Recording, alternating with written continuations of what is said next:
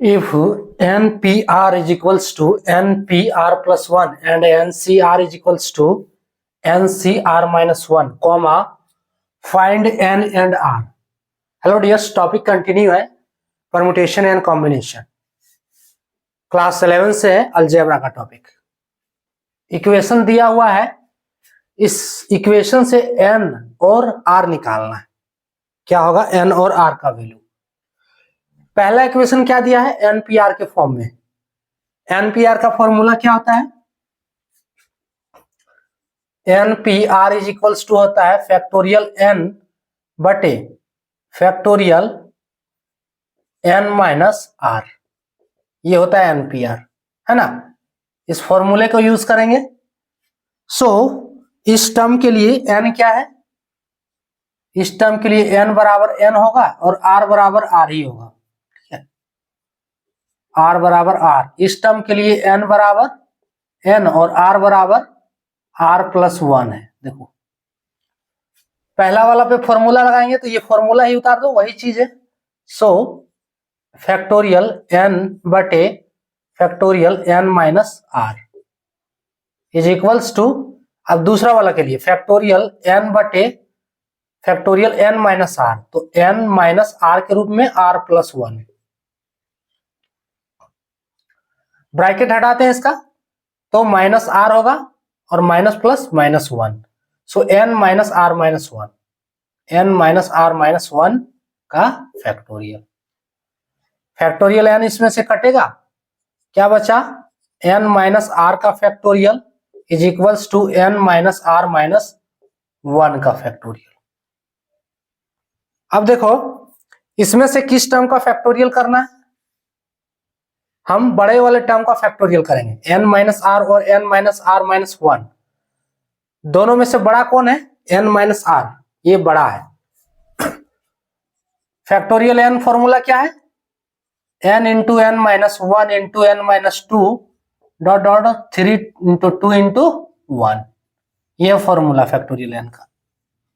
इसको अप्लाई करेंगे, इसका फैक्टोरियल करना है ना बड़े टर्म का। तो पहला टर्म n, तो n के रूप में n minus 1 n minus r, अगला टर्म n माइनस 1 तो n माइनस आर माइनस 1।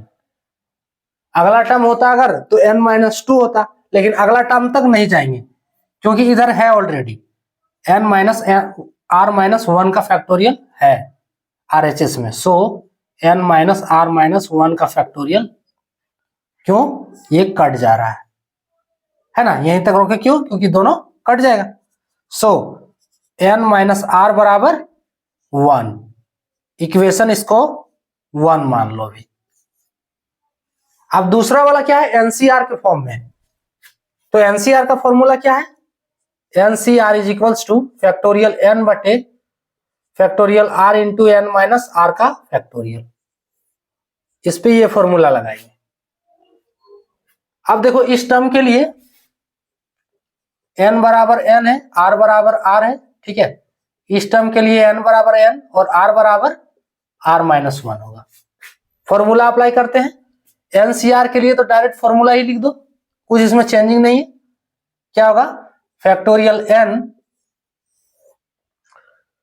बटे factorial r into n minus r का फैक्टोरियल इज इक्वल्स टू, अब इसके लिए फैक्टोरियल n बटे फैक्टोरियल r के रूप में r माइनस 1,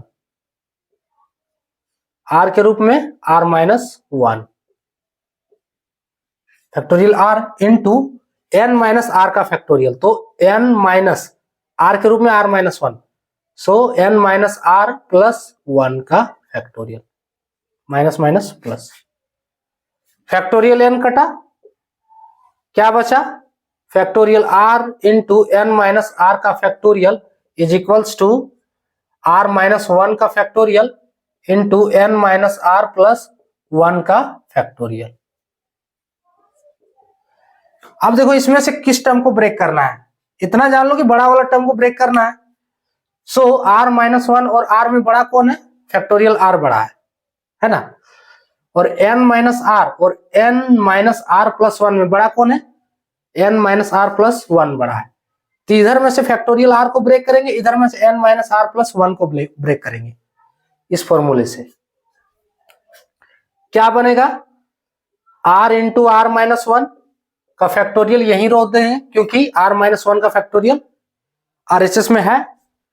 अगला टर्म है एन माइनस वन का फैक्टोरियल, एन माइनस आर का फैक्टोरियल, इसको नहीं ब्रेक करना है, is equals to r minus one का फैक्टोरियल नहीं ब्रेक करना है, इसको ब्रेक करना है, n minus r plus one.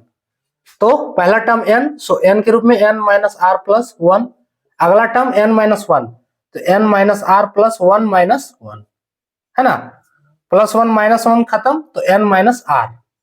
अब एन माइनस आर इधर है एलएचएस में, सो यहीं रोक दो, एन माइनस आर का फैक्टोरियल, एन माइनस आर का फैक्टोरियल कट गया, आर माइनस वन का फैक्टोरियल कट गया, फाइनली क्या बचा, r is equals to n minus r plus one, यही बचा। अब इससे क्या करो, एन निकाल लो, तो आर को इधर एलएचएस में ले आते हैं, तो r plus r is equals to n plus one होगा ना। सो फाइनली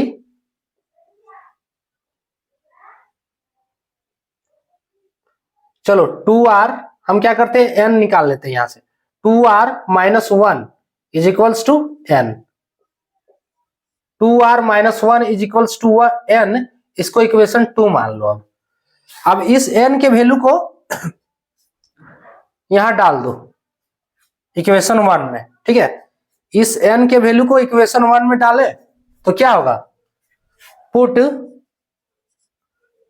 n बराबर 2n माइनस आर, n बराबर 2r minus n, sorry 2r minus one, put n बराबर, अरे n बराबर जो है वही डालेंगे ना, n बराबर 2r माइनस वन, पुट करो 2r minus one minus r बराबर 1।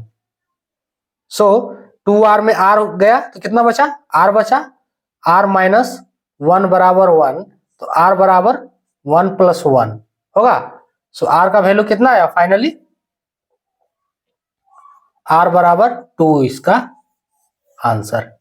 एक आंसर हो गया r बराबर 2, अब n रह गया है तो r बराबर 2 यहां डालते हैं, है ना, r बराबर 2 पुट r बराबर 2, जब r बराबर 2 पुट करेंगे तो 2 इंटू 2 माइनस 1 बराबर n, n का वैल्यू कितना होगा, n बराबर 4 माइनस 1, सो n का वैल्यू कितना हो गया 3, इसका आंसर n बराबर 3 और r बराबर 2, इसका क्या होगा फाइनल आंसर। क्लियर, क्या किए, इस इक्वेशन के लिए एनपीआर का फॉर्मूला लगाया जो लिखे हुए हैं, फैक्टोरियल n बटे n माइनस आर का फैक्टोरियल, फैक्टोरियल n बटे n माइनस आर का फैक्टोरियल, फैक्टोरियल n कट गया, जो टर्म बचा उसमें से बड़ा टर्म का फैक्टोरियल किए इस फॉर्मूले। उसके बाद फैक्टोरियल से ये टर्म कटा, n माइनस आर का इक्वेशन आया इज इक्वल्स टू 1, इक्वेशन 1। अब इसमें एनसीआर का फॉर्मूला लगा है ये वाला, फैक्टोरियल n कटा इसमें से, उसके बाद बड़ा टर्म को ब्रेक किए, ब्रेक करने से जो टर्म कटा उसको काट दिए, कैलकुलेशन कैसे किए, फैक्टोरियल कैसे निकाले, आप लोग चाहो तो रिपीट करके इसको देख सकते हो, पूरा कैलकुलेशन अभी हम किए हैं, ठीक है। सो जो टर्म कटा काट दिए और इससे इक्वेशन 2 निकला इतना। अब n बराबर जो इतना निकला उसको इक्वेशन 1 में डाल दिए, r का वैल्यू कितना हो गया 2, और इस r के वैल्यू को इक्वेशन 2 में डाल दिए तो n का वैल्यू कितना हो गया 3, ये निकाला गया अभी, है ना, n बराबर 3 निकला, r बराबर 2, इसका फाइनल आंसर। क्लियर, तो ये था टॉपिक। जय हिंद।